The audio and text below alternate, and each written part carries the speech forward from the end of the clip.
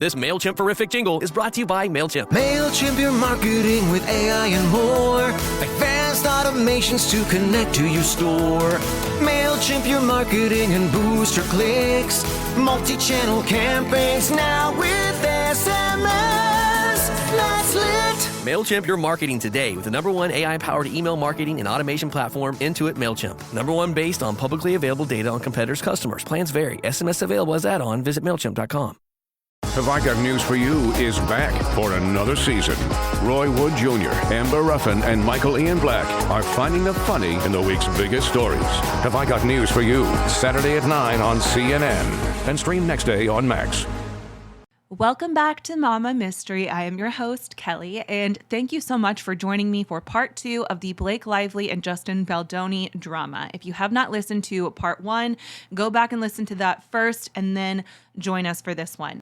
So much has happened since that last episode, namely the Chiefs losing. So at the end of that last episode, I said, go Chiefs. So I am a Kansas City native, and I was pretty ashamed by that Super Bowl appearance. I don't even know what that was. So we're not going to talk about it. But so much has happened since then, even within the Blake Lively and Justin Baldoni stuff, with Taylor Swift's involvement and Colleen Hoover's involvement. And then Candace Owens is getting in on it. And if you're on TikTok, the guy who has Be Better, he always does these like really good deep dives from a marketing perspective.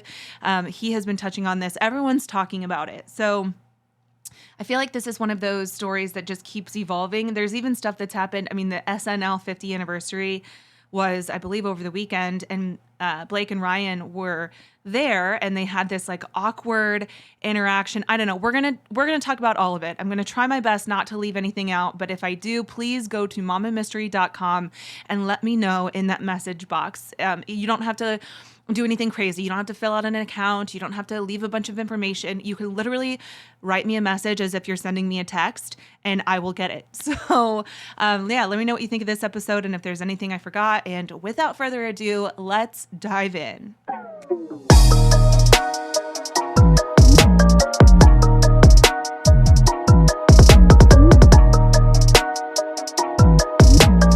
When the Blake Lively versus Justin Baldoni controversy first made headlines, it seemed like this behind-the-scenes Hollywood power struggle over creative control. But as more details emerged, it became clear that this wasn't just about a movie. This was a full-scale industry battle with power players like Ryan Reynolds, Taylor Swift, and even Sony executives caught in the mix.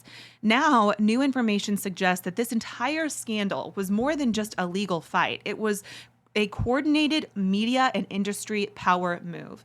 And at the center of it all, Ryan Reynolds' aggressive PR strategy, Taylor Swift's alleged involvement in pressuring Justin Baldoni, and a last-minute push to erase Justin's influence from the film that he spent years developing.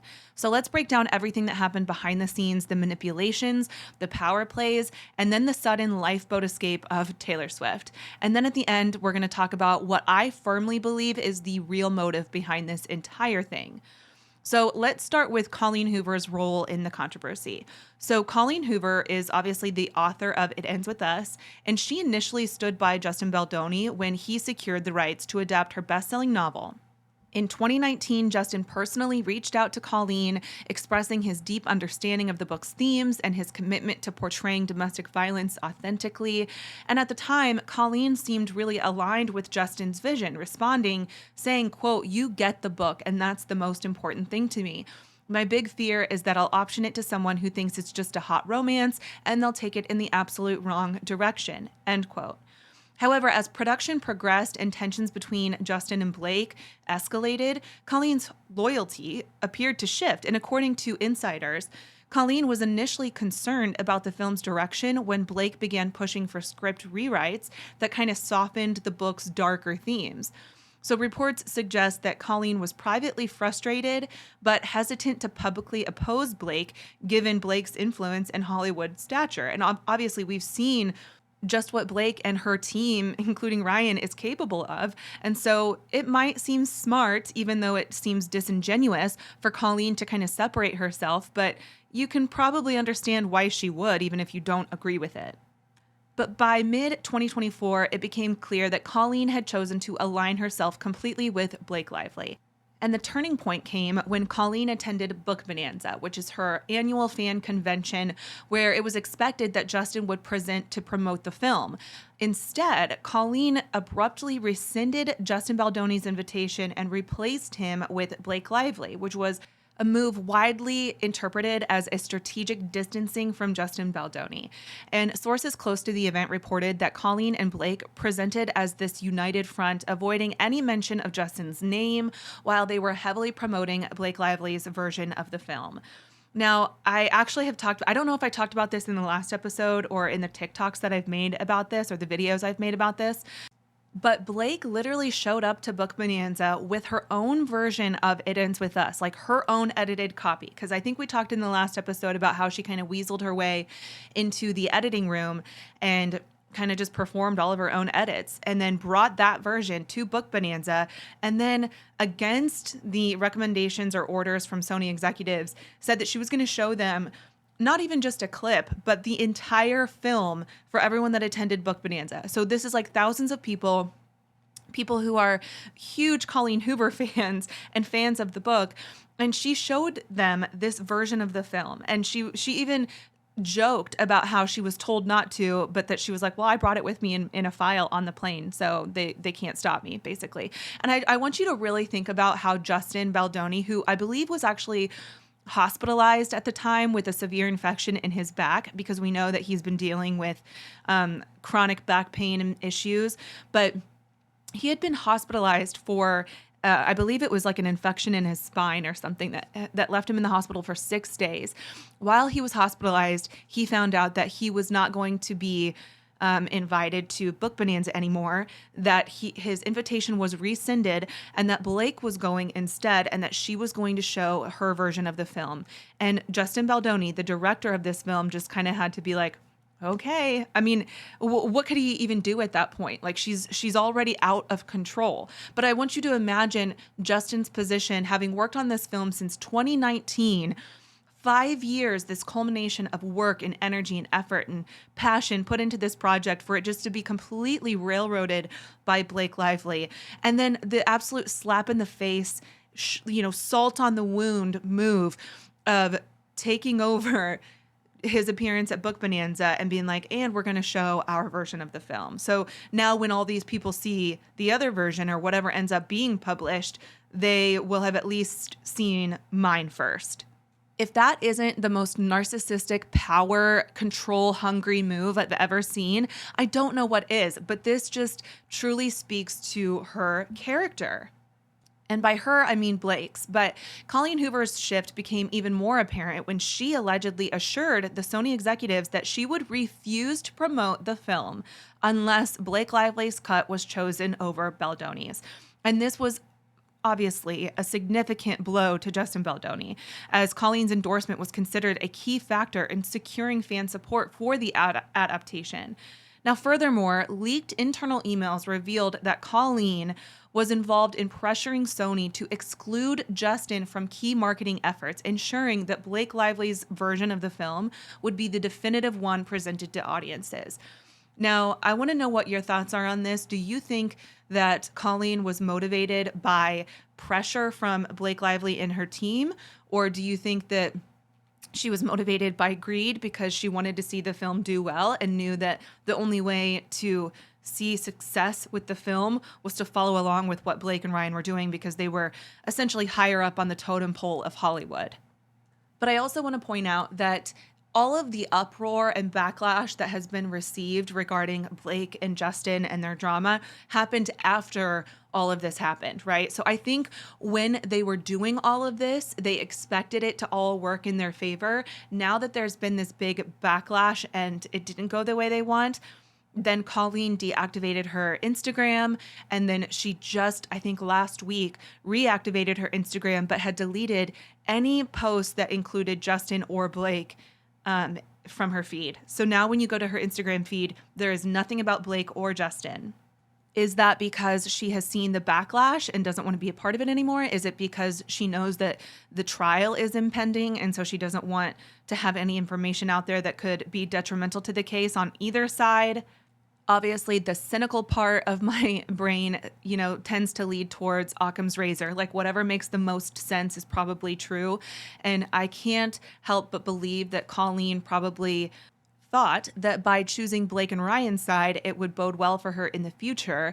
And then when it all started blowing up and she realized that she had made a mistake, rather than go back and own that mistake, she just removed herself from the story entirely. But you can't do that because you were the one that wrote this book. You are a very big, heavy player in this. So either you need to acknowledge what is going on or, I don't know, say goodbye to your entire career, I guess. Because at this point, if you don't address it, you're going to let everyone else create the narrative. And they're kind of leaning towards, Colleen, you are inauthentic and you're disloyal and you really screwed Justin over. So anyway, okay, let's move on to the next point, which is Taylor Swift's alleged influence on the film. Now, Blake Lively's now infamous Dragons text to Justin Baldoni was more than just a quirky metaphor. That text was a direct reference to the two most powerful figures that she relied on to push her own agenda, which were Ryan Reynolds and Taylor Swift. Now, Blake's text to Baldoni read, and I'm going to reread it because it's just so fun to read. It says, quote, "If you ever get around to watching Game of Thrones, you'll appreciate that I'm Khaleesi, and like her, I happen to have a few dragons. For better or worse, but usually for the better. Because my dragons also protect those I fight for. So really, we all benefit from those gorgeous monsters of mine. You will too, I can promise you." End quote. It's so freaking corny. Like, I cringe just reading it. I cannot believe she actually typed that out and sent it. And I can't even imagine being Taylor Swift and being associated with that. I would be so embarrassed. But this was not just pretend poetic language. It was this open admission that she was leveraging Ryan and Taylor to pressure Justin Baldoni into making creative changes that he did not want. And this, of course, references the New York City meeting in Blake and Ryan's apartment when Taylor happens to walk in during their meeting with Justin. Remember, during this crucial meeting at Blake and Ryan's apartment in New York City, Taylor openly praised Blake's suggested script changes, which Justin Baldoni had initially opposed. And her presence in the meeting, according to Justin's lawsuit, was intended as an intimidation tactic, as if her approval of the revisions would force him into compliance. Now, Taylor Swift's team never outright denied this claim.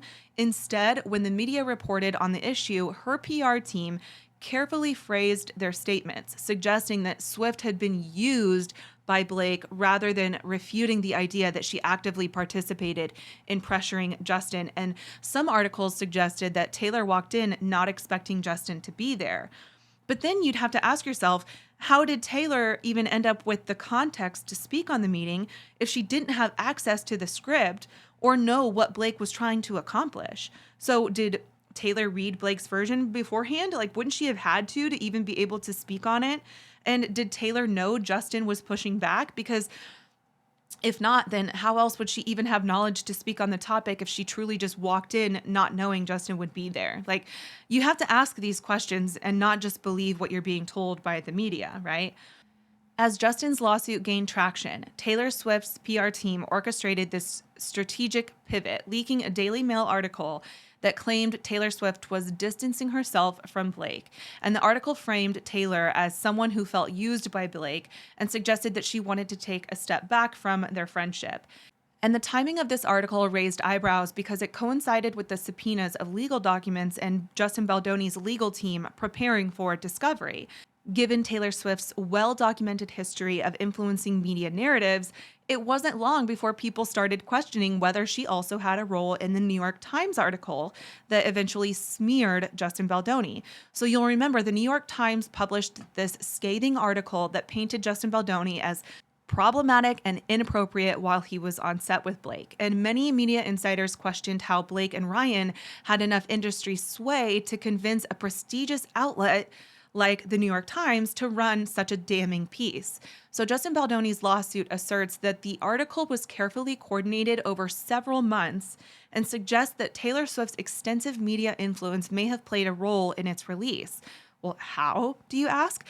Well, Taylor Swift has a long-standing and powerful relationship with not only the New York Times, but other major media outlets as well. So if she wanted to push a narrative, she could have used her influence to ensure that the story was taken seriously and given prominence. I'm not saying that's what she did, but it's easy to believe that. Given Swift's reputation for supporting women and advocating for victims, her subtle endorsement of Blake Lively's side could have added credibility to the allegations against Justin Baldoni. And if she privately supported Blake's version of events to journalists or industry insiders, it might have encouraged them to move forward with the piece. If Taylor Swift had a hand in the article, she might have worked with PR strategists to ensure that the messaging aligned with a broader feminist or social justice narrative, making it more difficult for Justin to counter publicly. But if Taylor Swift does get subpoenaed, she would likely be asked whether she communicated with the New York Times regarding the article, whether she played a role in framing the narrative against Justin Baldoni, and whether she had prior knowledge of Blake's alleged plan to use the media as a weapon in the dispute. Now, whether or not Taylor Swift is being deposed or if there's any discovery that's going to leak any kind of text messages or emails between Taylor Swift or her team and Blake's team, that all remains to be seen. But holy shit, can you imagine? That would be insane. I cannot think of a similar story where such a powerhouse like Taylor Swift would actually get deposed for a legal drama such as this. So if that does happen, you can bet that we're going to be talking about it because that would just set such a precedence moving forward.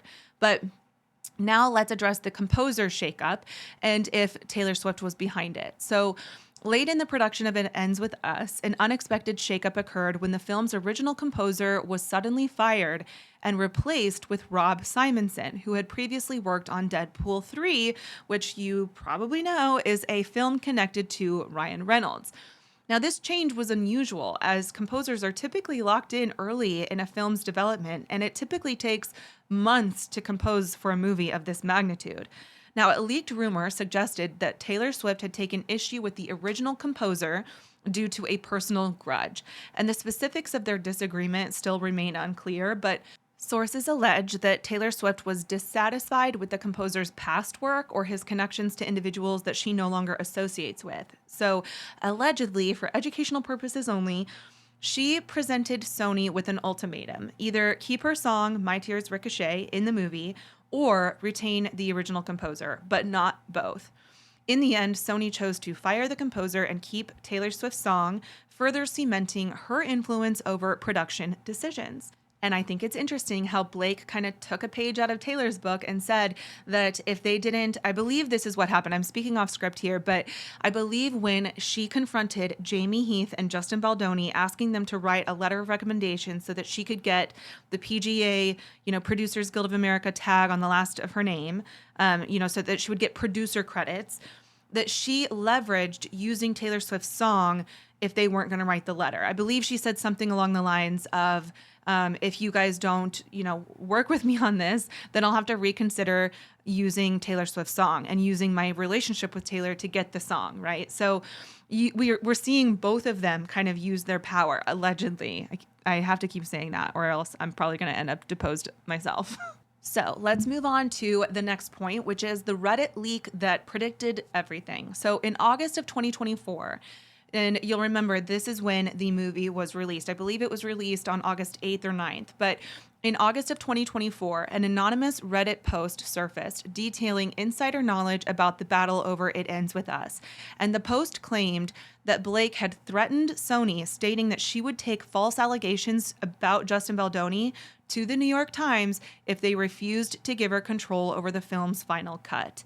Additionally, the post alleged that Taylor Swift was involved in lobbying for a separate version of the film to be created, further cementing her behind-the-scenes influence. Now, the post, initially dismissed as speculation, gained credibility as events unfolded because many of the details it predicted turned out to be true. For instance, it accurately described the escalating tension between Justin and Blake, the internal struggles over the film's editing process, and the strategic media attacks against Justin Baldoni. And it also predicted the involvement of high-profile figures like Ryan Reynolds and Taylor Swift, highlighting how their roles in the dispute would become public knowledge. And another aspect that aligned with reality was the claim that Blake and Ryan were preparing to leverage their media connections to shape the public narrative. Months later, the New York Times published its hit piece on Justin Baldoni, a move that fit exactly within the timeline and methods described in the Reddit leak. Now, this has led many to believe that the anonymous source was someone with direct knowledge of production meetings and internal studio discussions. Now, the last thing I'll say regarding Taylor Swift's involvement in this is that I do think it's interesting how last year, I believe it was last year, the Super Bowl, Taylor Swift brought Blake, and they had all those chummy pictures where Blake is in the, red sports suit and the big curly hair. It was beautiful. But I mean, it was very clear that they were like besties and they were at the Super Bowl. And so some people were like, if they are still friends and things are still fine, will Blake attend this year's Super Bowl with Taylor? Well, spoiler alert, she didn't, which a lot of people did notice, and they haven't been seen out together since all of this came out. And so it's no coincidence that Taylor Swift abruptly cut ties with Blake, or at least that's what it appears like, right as the public began turning against her. And Taylor Swift's damage control strategy was clear: publicly claim that she had never been involved, shift the blame onto Blake, and then quietly exit the narrative before legal action could touch her. But I think it's too late for all of that now. It's obvious that she has been involved to some extent.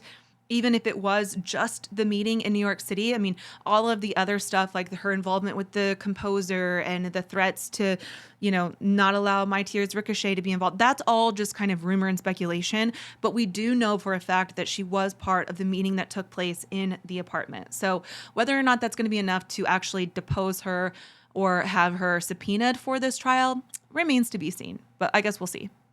Now let's get into Ryan Reynolds and his hostility towards Justin Baldoni. So Ryan Reynolds' involvement in this entire saga extended far beyond simply supporting his wife. He actively worked behind the scenes to not only undermine Justin Baldoni's credibility, but he also allegedly referred to him as a deranged predator in private conversations with Hollywood executives. Ryan Reynolds used his production company, Maximum Effort, to also further control the narrative, overseeing marketing content for the movie and ensuring that Justin Baldoni was sidelined in promotional materials. So you'll remember, I don't know if I talked about this in the last episode, but it was Maximum Effort, Ryan's production company, that put together these content production scenes where the entire cast, sans Justin, of course, would be together arranging flower arrangements and ironing patches onto jeans and baking cookies together. And everything was just all flowery, and it was all meant to promote this movie. There was never talk about domestic violence or what the real purpose of the message of the film was supposed to be. But that, of course, makes sense when you consider the fact that it was Maximum Effort and Ryan Reynolds, I almost said Ryan Baldoni, Ryan Reynolds' influence over the marketing for the film. But one of the more blatant instances of Ryan Reynolds' interference came in the form of an Easter egg. And I know a lot of Swifties love the Easter eggs, but obviously Ryan took a page out of her book as well, putting an Easter egg in his highly anticipated Deadpool 3 film, where he allegedly mocked Justin Baldoni by naming a minor character Nice Pool, which was a subtle but pointed jab that fans quickly connected to Justin Baldoni's production company, Wayfarer Studios. So here is a clip from the movie where Nice Pool introduces himself to Deadpool and Wolverine, and he's sporting this long hair and a man bun. It's painfully obvious that this is all a very petty jab at Justin. Take a listen. Sorry about that. Come here, girl. Who are you? Oh, I'm Deadpool. And I guess you're Deadpool too. But in here, everybody calls me Nice Pool. Oh my goodness, wait till you see Lady Pool. She is gorgeous. She just had a baby too, and can't even tell. I don't think you're supposed to say that. That's okay. I identify as a feminist. Right. Are those gold-plated 50 caliber Desert Eagle pistoleros? Of course. To match my ear huggy. Can I have them? Over my dead body. You're fun. And I guess you've already met Mary Poppins, a.k.a. Dogpool. Careful where you put your hand. She's 90% G-spot, and she'll let you know it. You let this little flirt out of your sight for 1 second, and she starts shopping for a new papa. If you can't be a responsible pet owner, then maybe you don't deserve this little unicorn. Guilty on all charges, Your Honor. It shan't happen again. Why are you so nice? It costs nothing to be kind. Shutting the fuck up is also free. Caliente. Now, a lot of people who watched Deadpool 3 saw that clip and they were confused why nice pool was even a thing. Like why the character just didn't really make sense. And a lot of people said that when they watched it, that character kind of seemed like he came out of nowhere. And then he was put in a later scene where he essentially gets his head blown off. And it's almost kind of mirroring The Office. If you watch The Office, you'll appreciate this. But Michael Scott has, this film that he's been working on forever called Threat Level Midnight. And when they finally do produce this film and record it, they show it. It's Threat Level Midnight. It's like a whole episode is dedicated to it. Michael Scott has this grudge against Toby Flenderson, okay? And that's known throughout the entire series. But in Threat Level Midnight, Toby's character gets his head blown off, and it seemed like there was no real reason for it. There was no narrative that supported that needing to happen. And Michael admits that he just did it because he felt like it was an integral part of the film and that it was the most expensive shot that they had. I mean, they had it from multiple different angles. It literally, all it did was showcase Michael's level of pettiness. And I feel like that's exactly what is happening here. Ryan Reynolds is just displaying how low he can go in the world of petty. And this fueled speculation that Ryan Reynolds was deliberately using his massive platform to diminish Justin Baldoni's reputation both in Hollywood and among audiences. And then adding another layer to the controversy, Ryan Reynolds was also accused of operating under his online alter ego, Gordon Reynolds, which is a pseudonym that he used in the past for behind-the-scenes dealings and then possible social media manipulation. And industry insiders believe that this alter ego was used to shape public perception and subtly influence online discourse about Justin Baldoni, ensuring that the narrative always remained in Blake and Ryan's favor. And I would also like to point out that in the credits of It Ends With Us at the bottom with special thanks, there's 2 sections where Blake gives her special thanks and Justin gives his special thanks. Listed in special thanks is the name Gordon Reynolds. And when you consider everything you've learned so far and the fact that Ryan Reynolds reportedly pressured Sony to remove Justin from all promotional efforts surrounding the film, ensuring that he would not be included in major industry events, he also reached out to Justin Baldoni's personal agent at WME, allegedly pushing for Justin Baldoni to be blacklisted, effectively attempting to limit his future opportunities within the industry. It's no surprise that, of course, he's going to be thanked in the credits of this film. He had a very heavy hand in a lot of it. But the most explosive incident that Ryan was directly involved with occurred when Justin Baldoni asked about Blake's weight for that lifting scene in the film. Now, this is a standard inquiry meant to ensure safety during stunts, but according to sources close to production, Ryan Reynolds responded furiously, cursing at Justin in front of multiple people, reportedly saying, "How dare you even ask that? This is beyond inappropriate." And witnesses described the confrontation as tense, with Ryan Reynolds refusing to acknowledge that the inquiry was made for practical stunt coordination rather than body shaming. But of course, that wouldn't work with their narrative if they accepted that to be true. So of course, Ryan and Blake blew it up into something much bigger and accused Justin of body shaming her. And then in an internal email exchange obtained by The Hollywood Reporter, a Sony executive later acknowledged that Justin's question had been mischaracterized. The executive wrote, quote, "Justin was asking a routine question to ensure safety for both himself and Blake. This is not an uncommon practice for actors performing physical stunts," end quote. However, Ryan continued to push the narrative that Justin's comments were inappropriate, using the moment to further isolate him from production decisions. And then you see it not so subtly referenced in Deadpool when he mentioned Lady Pool's body. And then, of course, the intimacy coordinator later on. I think there was a quote from Deadpool where Nice Pool's like, "Where's the intimacy coordinator?" And it's all in reference to It Ends With Us and Justin Baldoni. And if you've seen It Ends With Us, you might be asking yourself, what are you even talking about, Kelly? There is no lifting scene. Well, the situation escalated further when Ryan reportedly insisted that the entire lifting scene just be removed from the film.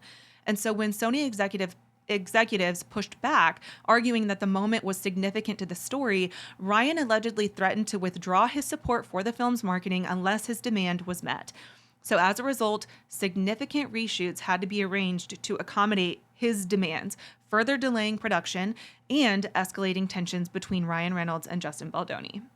As the film's release drew closer, the battle between Justin Baldoni and Blake Lively really reached its peak. Blake refused to promote the film unless her version of the final cut was used, even threatening to enlist Colleen Hoover in her campaign to force Sony's hand. However, after a test screening proved that Justin Baldoni's version of the film resonated more strongly with audiences, the studio ultimately sided with him. And in the end, the aggressive PR strategies employed by Ryan Reynolds and Taylor Swift and Blake only brought more attention to Lively's questionable claims. And Taylor Swift's sudden decision to distance herself from Blake made it clear that she was kind of trying to shield herself from legal repercussions, while Ryan Reynolds' hostile tactics led industry executives to view him as overly controlling. So if you look at this in the big picture, it really blew up in their faces and completely backfired. And I also want you to ask yourself that if Blake was telling the truth, don't you think that Taylor would have been a more vocal supporter of her and this whole narrative? I mean, she has to see what's going on behind the scenes. She has to see that people are turning on her quote unquote best friend. And I can't imagine as a best friend just sitting there silently and idly letting my best friends take all the heat for something that I believed to be true. Right? So I just think it's important to keep that in mind. Now, the lawsuits are still ongoing, but one thing is for certain, this is more than just a simple Hollywood dispute. It is a battle It's a battle of egos and power and carefully orchestrated media manipulation. Now, lastly, let's get into my final thoughts, which is what I believe the hidden motive is behind this entire ordeal, which is securing the rights to It Starts With Us. One of the most shocking theories to emerge from this controversy is that Blake Lively and Ryan Reynolds orchestrated the takedown of Justin Baldoni in order to gain control of the film rights to It Starts With Us, which is the sequel to It Ends With Us. I guess it's actually technically the prequel, but I think it came out after It Ends With Us. But anyway, Justin Baldoni had secured the rights to the first film in 2019, meaning that he had first dibs on adapting the sequel. However, if Justin Baldoni were to be removed from the project under scandalous circumstances, then it could force Sony and Colleen Hoover to renegotiate the rights, potentially allowing Blake Lively and Ryan Reynolds to take over the franchise. Now, insiders have speculated that the only way to force Justin Baldoni to relinquish his control was to accuse him of something serious, such as workplace misconduct or sexual harassment. This theory aligns with the calculated nature of the smear campaign against him, which involved multiple media outlets, strategic legal action, and a well-orchestrated PR offensive led by Reynolds, Blake Lively, and their allies like Taylor Swift. Now, industry sources suggest that Colleen Hoover, recognizing the potential financial benefits of having Blake Lively and Ryan Reynolds attached to the sequel, may have been persuaded to back the effort to oust Justin Baldoni, given the way that she quickly distanced herself from him and then aligned with Blake Lively. Many believe that she was aware or at least complicit in the effort to wrestle away control of the franchise. Now, while this theory remains speculative, the pattern of events strongly suggests that Justin Baldoni's removal was not just about creative differences or about anything that happened on set. It was about power, control, and securing a multi-million-dollar franchise. And if that is true, it reveals the lengths to which Hollywood power players will go to protect their interests, even at the cost of a colleague's reputation and career. Now, before I end and wrap up today's episode, I do want to point out that the SNL 50 season anniversary was over the weekend, and Ryan Reynolds and Blake Lively were in attendance. And there was this awkward moment where Ryan Reynolds stands up, and obviously this is like a scripted monologue, but he's asked a question as he's sitting in the audience with Blake. And they're like, "Hey, Ryan, how's things going?" And Ryan's like, "They're good. Why? What have you heard?" And then Blake looks up at him like, "Oh my gosh, what? Is there drama?" And I just think that that is such a immature and irresponsible way to react to what is going on, because not only is it offensive to actual victims of domestic violence to kind of downplay this entire thing, which is what I think they're doing when they do things like that, but it also, in my opinion, impacts the credibility they have in their story. Because if these things really did happen, if she really was hurt by Justin Baldoni, why are they making jokes about it? Why are they taking it so lightly? I just think that was a poor decision. Where is your PR team telling you to just sit down and be quiet and not address it, not make any jokes, don't draw attention to it, don't make light of the situation? Because when you make light of the situation, it's not only insulting to actual victims, but like I said, it really kind of wrecks your credibility, in my opinion. But let me know what your thoughts are about today's episode.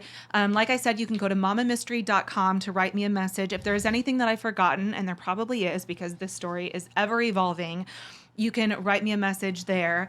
And for my sign off, I have my daughter, Kennedy, who is a big Swiftie. You can say hello. Hello. And she has not heard any of this episode, so this is not going to sway her Swiftie loyalty in any direction. But she just really wanted to be a part on signing off. So Kennedy, Daddy typically at the end of the episode goes, Mama, mystery, out, okay? Mm-hmm. But I'm going to let you do it, okay? So whenever you're ready. Mama, mystery, out. Bye!